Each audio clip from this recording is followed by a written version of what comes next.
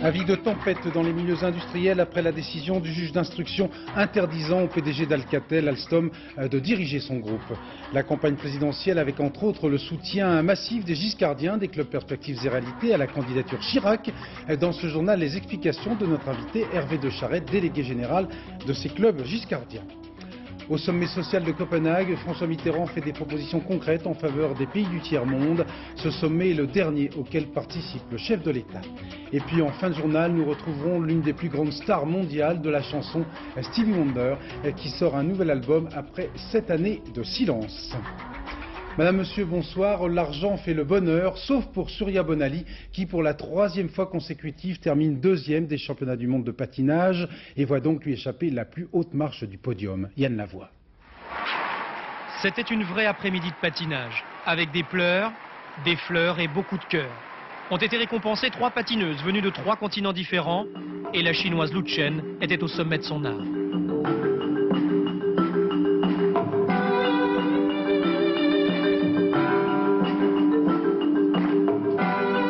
Moins forte techniquement, c'est sa grâce qui a séduite.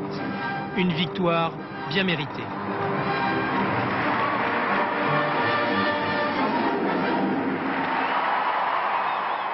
La tristesse de l'américaine Bobek s'explique facilement. En tête après le programme court, elle a chuté 2 fois cet après-midi et n'a pu prendre que la médaille de bronze. La médaille d'argent lui a échappé sur la décision d'un seul juge qui lui a préféré Surya Bonaly. Comme l'an passé, Surya, elle, a pris la 2e place. Je commence à avoir l'habitude, quoi, et puis d'avoir des déceptions, des défaites, que bon temps, bon, je prends la vie comme ça, et puis voilà, je crois que la seule chose, je vais pas me tirer une balle dans la tête, c'est comme ça. Hein. Enfin, l'américaine Kwan pleure des larmes de joie, elle vient d'exécuter le programme parfait, mais c'est la tristesse qui l'emportera ensuite, car elle n'a pris qu'une invraisemblable 4e place.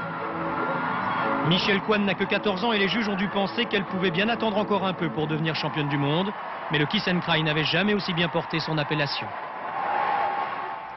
Alcatel Alstom, 3e groupe industriel français, numéro 1 mondial de matériel de communication, de télécommunication, dans la tourmente après l'interdiction pour son PDG Pierre Suard d'exercer toute fonction au sein de ce groupe après avoir été mis en examen hier par Jean-Marie Duy, juge d'instruction à Évry, et cela pour recel d'escroquerie, faux et usage de faux et abus de confiance.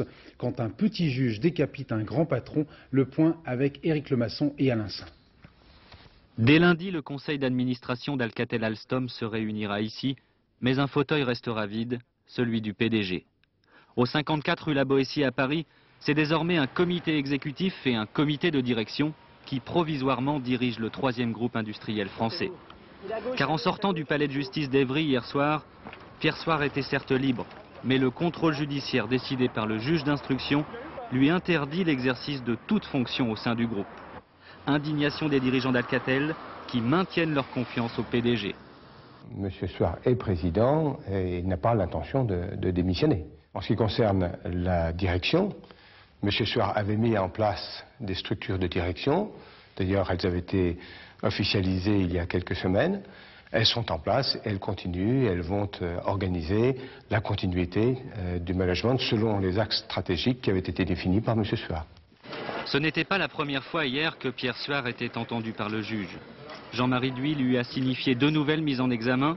L'une, pour abus de confiance et abus de biens sociaux, concerne des travaux de sécurité réalisés au domicile du PDG, des travaux qui auraient été payés par l'entreprise. L'autre, pour recel d'escroquerie, faux et usage de faux, est l'affaire dite de la surfacturation aux dépens de France Télécom. On parle de 675 millions de francs sur 3 ans accumulés par des filiales d'Alcatel. Ces mises en examen étaient attendues, mais la sévérité du contrôle judiciaire semble exceptionnelle.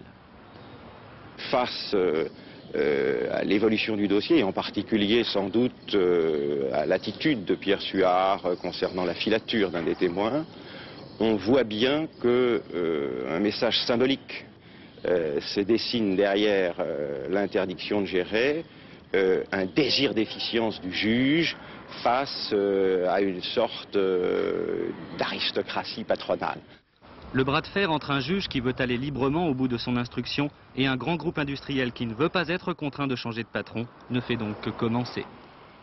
La direction de ce groupe a demandé la suspension dès lundi de la cotation des titres à la Bourse de Paris. Cela dans l'attente des décisions que devra prendre le conseil d'administration qui se réunira lundi. Jean Pézieux. Avec 160 milliards de francs de chiffre d'affaires et 200 000 salariés, Alcatel-Alstom est le troisième groupe industriel français. Il est aussi l'un des champions de l'exportation puisqu'il réalise plus de 2/3 de ses contrats à l'étranger. Première activité, les systèmes de communication où Alcatel CIT est numéro 1 mondial. Il assure à lui seul 13% des marchés internationaux. L'entreprise couvre toute la gamme, des centraux aux combinés téléphoniques et jusqu'aux satellites à travers sa filiale Alcatel Espace. Présent dans 120 pays, Alcatel ces dernières années a surtout misé sur l'Asie, le Vietnam par exemple, où il vient de livrer ce central pour téléphone mobile. Le deuxième secteur d'activité, énergie et transport, a aussi pour moteur les contrats à l'étranger. Ainsi la Chine, où Framatome, filiale du groupe, a livré récemment la deuxième tranche de la centrale nucléaire de Daya Bay. Le TGV est bien sûr le transport vedette de GEC Alstom. Après l'Espagne et la Grande-Bretagne, ici l'Eurostar entre Paris et Londres, le groupe a enlevé en Corée le premier marché d'une ligne à grande vitesse. Troisième secteur enfin, les services et la presse, avec la Générale Occidentale, la presse dont les fleurons sont l'Express et le Point. Alcatel-Alstom apparaît bien comme un empire industriel, mais un empire aujourd'hui menacé. Ça peut avoir des conséquences économiques, nationales et internationales, des conséquences sur la valeur du franc et en plus, et plus gravement encore, sur l'emploi. Première réaction à la tourmente que traverse Alcatel lundi à la bourse de Tokyo, ainsi que sur les autres places mondiales.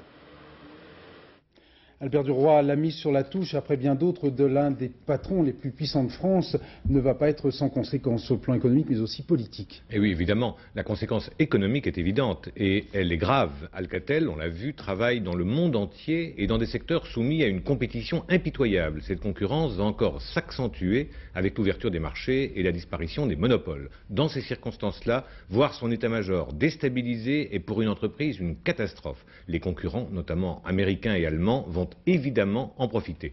Pour être moins évidente, la conséquence politique n'en est pas moins dangereuse. Ces affaires-là, additionnées aux affaires politiques, donnent le sentiment d'une classe dirigeante minée par la corruption, et cela au moment où beaucoup de Français souffrent du chômage et de l'exclusion. Ce sont les conditions qui peuvent conduire à la démagogie ou pour le moins au désintérêt des citoyens à l'égard de la vie publique, ce qui est particulièrement dommageable en période électorale. Alors est-ce qu'on peut imaginer des solutions pour éviter ces récidives en quelque sorte? Oui, il y a au moins deux remèdes indispensables. Le premier est que les entreprises françaises doivent être davantage contrôlées, et d'abord par leurs actionnaires. Or, avec le système des noyaux durs, les conseils d'administration sont composés par une poignée d'hommes, toujours les mêmes, qui ont donc intérêt à se serrer les coudes pour protéger leur pouvoir. Ce système est malsain.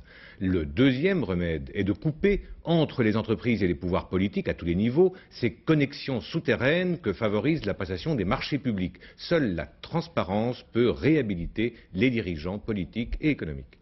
Merci. La politique et l'argent. Suite à la polémique concernant ses revenus, Édouard Balladur a décidé de rendre public son patrimoine. Le Premier ministre a payé l'an dernier 124 150 francs au titre de l'impôt sur la fortune, ce qui correspond, selon certains calculs, à un patrimoine imposable de 21 millions de francs, y compris d'éventuelles œuvres d'art. Précision avec Jean-Michel Mercurol.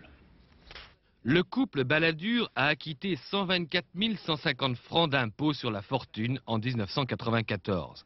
Un patrimoine immobilier composé d'un appartement à Paris dans le 16e, acquis pour 800 000 francs en 1972, d'une maison à Deauville achetée 720 000 francs en 1978 et d'un chalet à Chamonix acquis en 1989 pour un peu plus de 3 millions de francs.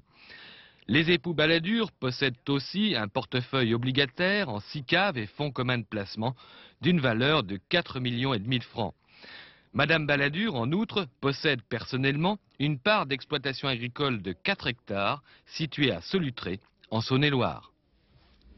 Les sondages se suivent et se ressemblent. Selon une enquête IFOP publiée demain par le Journal du Dimanche, Jacques Chirac l'emporterait en effet très largement. Au second tour, 59% face à Lionel Jospin et 64% face à Édouard Balladur. Au premier tour, Jacques Chirac est crédité de 28% d'intention de vote devant Lionel Jospin, 22% et Édouard Balladur, 19%. Jacques Chirac était aujourd'hui en Avignon, mais il n'a pas fait le pont pour autant. Le candidat a en effet parcouru 4 départements en 2 jours. Un profil bas sur le plan politique, mais beaucoup de bonnes foules. Reportage Jean-Baptiste Prédali, Christian Leroux. Il y a peut-être un effet pommier dans la campagne de Jacques Chirac. Et cet effet, inconnu jusque-là des manuels politiques, le candidat le savoure. Traduction pratique, des déplacements multipliés. 4 départements ces 2 jours, comme si les sondages au zénith, comme si les ralliements des derniers giscardiens ne comptaient pas plus que les augures de toutes sortes.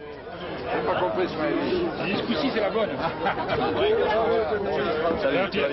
C'est que la rencontre des Français et des électeurs, version Chirac, tourne quasiment à la boulimie de contact.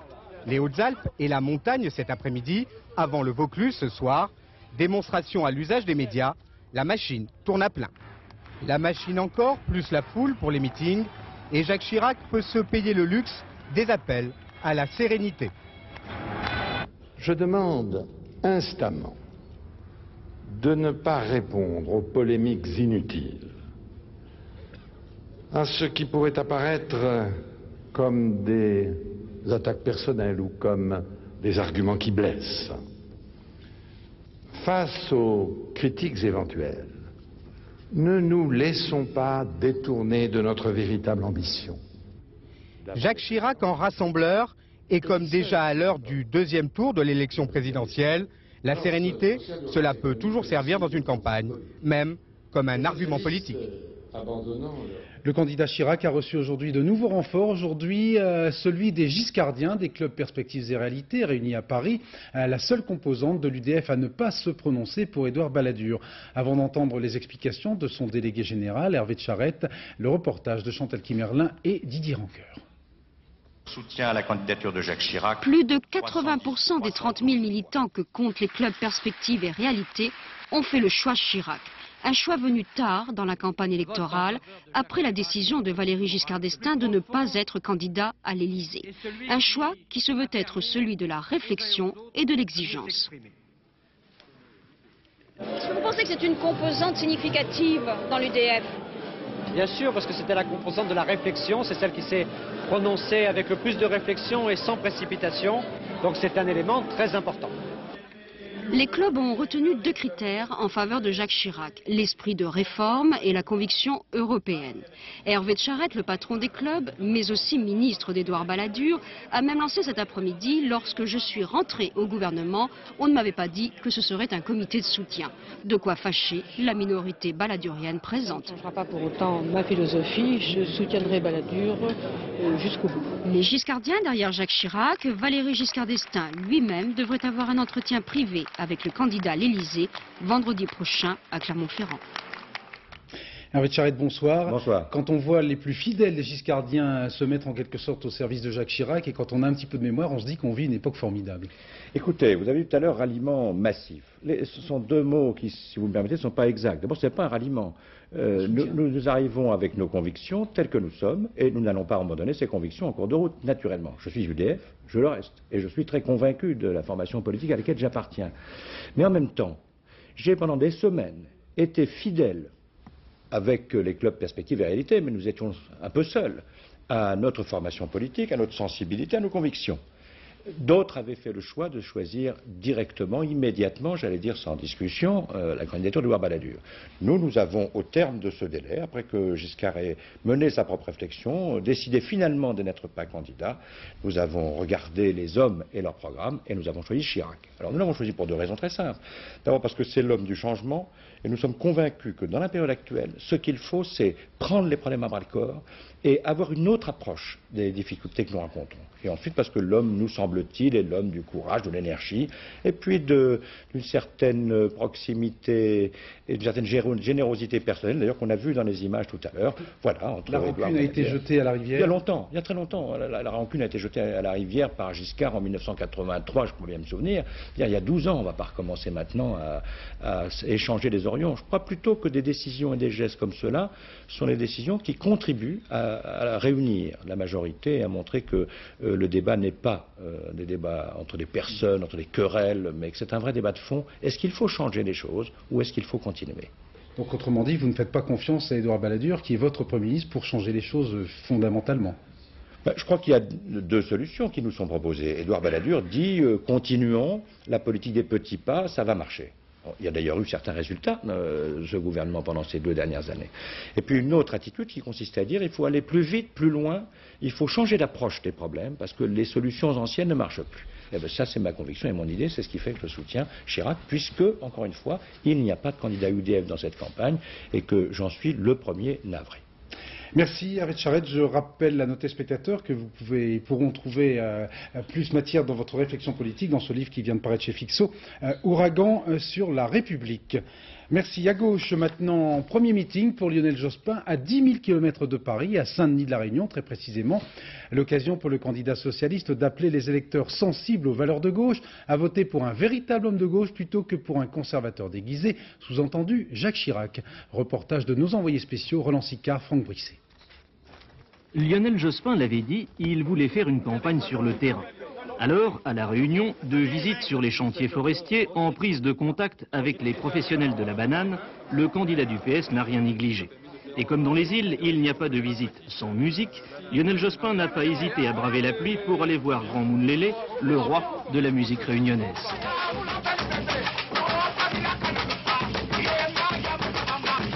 Et tout ça a mis Lionel Jospin en grande forme. Résultat, le soir, pour le premier grand meeting de sa campagne, le candidat a voulu mettre les choses au point. Au moment où certains à gauche pourraient être tentés de choisir Jacques Chirac, Lionel Jospin réplique « La gauche, c'est lui ». Si vous êtes attaché véritablement aux valeurs de gauche, alors votez dans l'élection présidentielle pour un véritable homme de gauche et pas pour un conservateur déguisé. Il faut que nous nous rassemblions pour gagner, être d'abord en tête du premier tour et gagner le 7 mai l'élection présidentielle pour la Réunion, pour la France, pour la République. En tout cas, ce déplacement à La Réunion aura permis de démontrer une chose, Lionel Jospin a décidé de passer à l'offensive. C'est que, en quelques semaines, le candidat socialiste est devenu un challenger sérieux pour le second tour. Alors, il va maintenant multiplier les déplacements et les meetings pour tenter de contrer Jacques Chirac sur son terrain. Pour le candidat Jospin, une nouvelle campagne vient de commencer. Arlette Laguillet a proposé une augmentation de 1 000 à 1 500 francs de l'ensemble des salaires. La candidate de lutte ouvrière, qui fait campagne pour la 4e fois, sera demain l'invitée de l'heure de vérité à midi sur France 2, sa première grande émission en 20 ans de vie politique. La grève de la fonction publique en Corse, le directeur des services EDF et GDF et 4 de ses collaborateurs sont retenus dans leur bureau d'Ajaccio cet après-midi par une 50aine de militants CGT qui menacent de plonger l'ensemble de la Corse dans le noir en cas d'intervention des forces de l'ordre. Et puis au chapitre des grèves, je vous rappelle que le trafic de la compagnie Air Inter sera passablement perturbé demain et lundi. Il est tout à fait recommandé de se renseigner sur les vols supprimés ou au contraire maintenus. La capitale danoise, Copenhague, est le centre du monde l'espace d'un week-end. 115 présidents, monarques ou premiers ministres sont en effet réunis pour adopter une déclaration en 10 points contre la pauvreté dans le monde. Un sommet mondial qui aura au moins enrichi les Danois puisque son coût est estimé à 150 millions de francs. Reportage Philippe Sassier et Gérard Derlet. En 14 ans, depuis que François Mitterrand est président de la République, la population mondiale s'est accrue de 1,2 milliard d'hommes. C'est l'équivalent de la population de la Chine ou bien encore 4 fois celle de l'Union européenne. Nous serons 6 milliards en l'an 2000 et probablement 10 milliards en 2050. Le progrès économique et social en revanche est lent. Plus d'1 milliard d'hommes vivent dans une absolue pauvreté et 120 millions sont sans travail. Renforcer la coopération entre les Loden de l'Occident et les Gandoura des pays en développement, telle est l'ambition du sommet de Copenhague qui veut mobiliser les énergies des gouvernements contre les erreurs du passé. Je crois que la somme des échecs ou des reculs a fini par provoquer une crise de conscience, une prise de conscience. J'ai dit crise, après tout, je ne me trompais pas non plus. C'est le risque de cette crise qui a attiré à Copenhague près de 200 pays et des hommes comme le Premier ministre chinois Li Peng ou bien Fidel Castro ou Nelson Mandela ont fait le voyage comme Helmut Kohl ou François Mitterrand. Un catalogue de mesures a été adopté, il va falloir maintenant les appliquer. Cela prendra encore beaucoup de temps et surtout beaucoup d'argent. Il y a 3 bombes, disait Einstein, la bombe atomique, mais aussi celle de la démographie et de la pauvreté. À Copenhague, on a enfin décidé de désamorcer les 2 dernières. Reste à trouver les artificiers et de quoi les payer. À 10 semaines de la fin de son mandat présidentiel, François Mitterrand a prononcé à Copenhague son dernier discours de chef d'État devant une enceinte internationale. Et devant les journalistes, il a résumé ses sentiments en 2 mots, nostalgie et soulagement. Commentaire Philippe Arouard. Ce sommet social de Copenhague auquel François Mitterrand tenait beaucoup et dont il fut un des créateurs est sa dernière réunion internationale. Son plaidoyer pour le développement social dans le monde est apparu à certains comme un testament politique. Oui, mais pas l'intéressé. Je vais vous dire une chose, je n'en ferai pas. D'abord, quand on fait des testaments politiques, l'histoire est là pour nous le démontrer. Le premier soin de vos successeurs, c'est de les déchirer.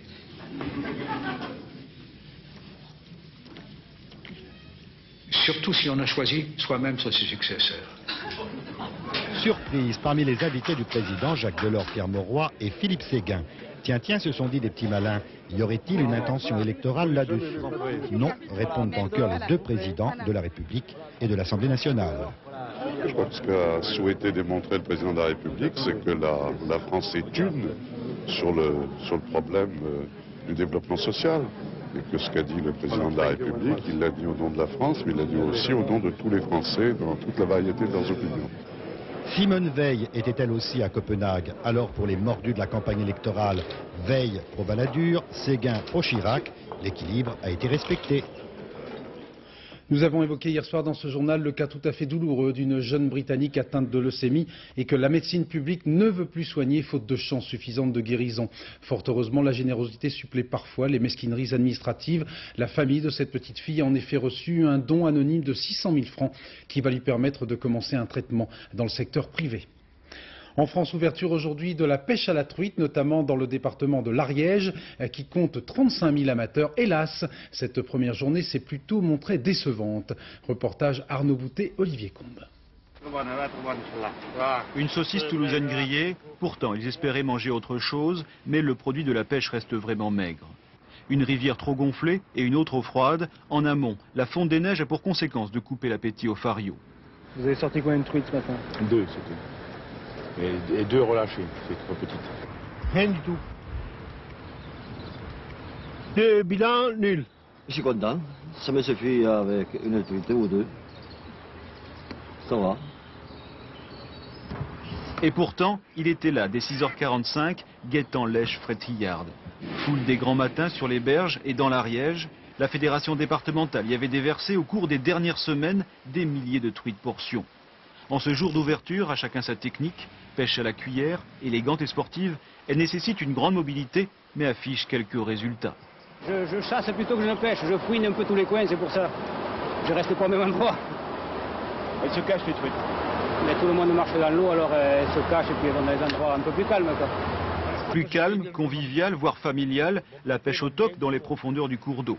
Un asticot, du plomb et un bouchon, il n'y a plus qu'à attendre et garder l'espoir. J'ai jamais pris une truite pour moi. Jamais. C'est vrai, hein? Après, oui, ça vient que... Mais là, hein? Non, jamais. J'ai pas de chance. Après des mois d'attente, le résultat n'y est pas. Les truites se cachent, une pêche qui s'annonce longue et délicate, où chacun s'observe. Près de 30 000 personnes ont manifesté aujourd'hui entre Beaucaire et Tarascon, et cela pour défendre la tradition taurine et le maintien des abrivados, les lâchers de taureaux dans les rues, et qui suscitent de plus en plus de poursuites judiciaires. Reportage Yannick Aroussi, Jacques Garniche. Provence et Languedoc dans la rue sur le pont du Rhône entre Beaucaire et Tarascon, trait d'union entre les 2 régions. 30 000 personnes, 600 chevaux, 300 élus rassemblés pour la défense des traditions. À l'origine de la mobilisation, la mise en examen de 12 personnes, maires, présidents de clubs taurins et éleveurs de taureaux, après 3 accidents mortels survenus lors d'abrivades, ces traditionnels lâchers de taureaux dans les rues. Le risque zéro n'existant pas, au moment où je vous parle, il y aura combien de morts sur les pistes de ski pendant les vacances de février? Est-ce qu'on ferme les stations? Non. Alors pourquoi nous empêcherez-nous de vivre notre culture et de vivre avec nos taureaux? Qui va, maire, organisateur ou manadier, prendre le risque de signer un arrêté municipal pour mener les taureaux dans les rues, au risque d'un accident et d'être traité dans le pénal? En montrant leur mobilisation, les Camarguais espèrent que les pouvoirs publics prendront en compte la spécificité culturelle régionale. Bien sûr, tous regrettent ces accidents mortels, mais estiment qu'ils ne doivent pas remettre en cause la tradition taurine. Le Paris-Nice cycliste, le Suisse Pascal Richard a remporté détaché la 7e étape dont l'arrivée était jugée dans la côte du Grand-Duc sur les hauteurs de Mandelieu-la-Napoule. Laurent Jalabert a pris la 2e place de cette étape à 35 secondes de Pascal Richard. Il a donc toute chance de terminer vainqueur de cette épreuve qui s'achève demain à Nice par définition. Avant de retrouver notre invité, Stevie Wonder, un mot d'une émouvante cérémonie qui s'est déroulée tout à l'heure au Fouquet's à Paris, où Pierre Arditi et Jean-Pierre Elkabbach recevaient les comédiens nommés pour les Molières. Parmi les favoris figure notamment Art, une pièce superbe nommée 6 fois et interprétée entre autres par Pierre Vanek, mais aussi Un air de famille, écrite et jouée par Agnès Jaoui et Jean-Pierre Bacry. 8 nominations. Résultat des courses le 27 mars en direct du Théâtre Marigny. Cette cérémonie des Molières sera bien sûr retransmise sur France 2. Comme promis, nous retrouvons Stevie Wonder pour la sortie de son nouvel album Conversation Piece avec 13 titres, un événement dans le milieu musical puisque Stevie Wonder n'avait plus sorti d'album studio depuis 87, un millésime 95 de très très bonne qualité comme vous allez pouvoir en juger avec ce petit extrait. J'entends rien.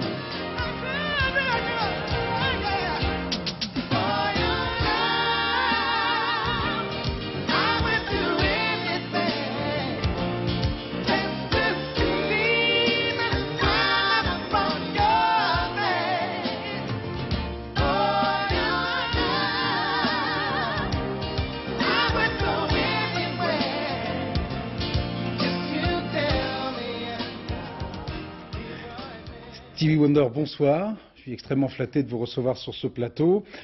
Bientôt 45 ans et déjà 33 ans de carrière. Je me souviens du Little Stevie Wonder il y a quelques années. Pourquoi ce titre Discours de paix? Well, Conversation Piece. Well, first of all, let me say that it is indeed a pleasure being.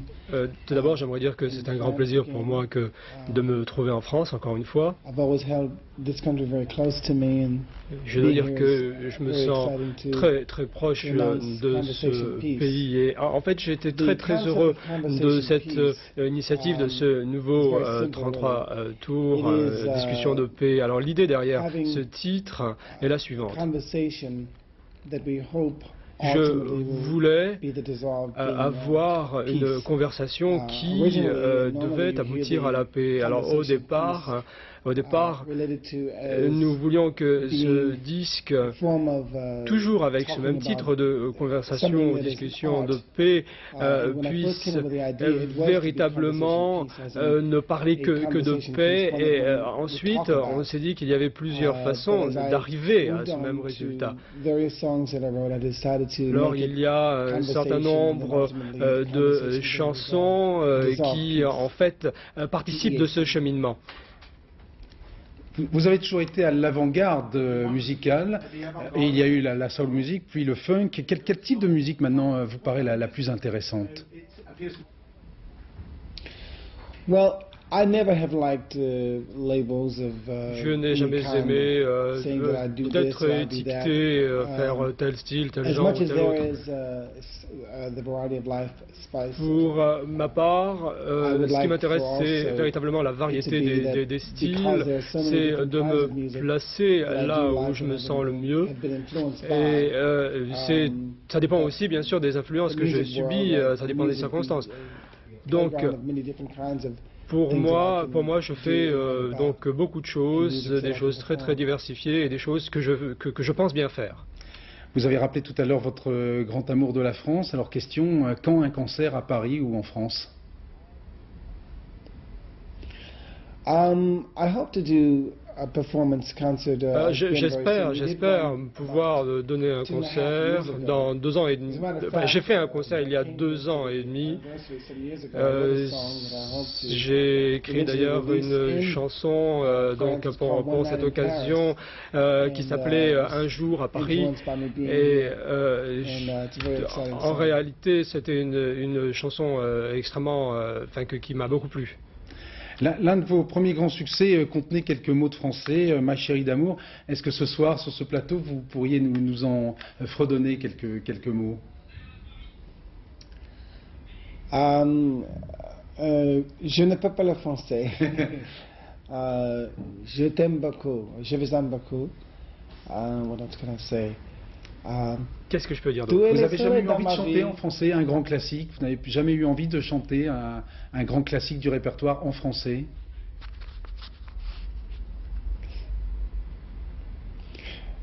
I'd love to do that, but even more, I'd love Tout à fait, j'aurais vraiment aimé faire ça, mais j'irai encore plus loin et dire que j'aimerais apprendre le français. C'est un véritable défi que je me suis déjà posé il y a quelques années. Mais bien sûr, quand on aime un pays, on a toujours tendance à vouloir parler la langue qui est pratiquée, qui est courante. Donc c'est l'un de mes rêves, parler français. C'est une langue que j'aime beaucoup. Et j'aimerais également pouvoir écrire une chanson en français. Et évidemment, le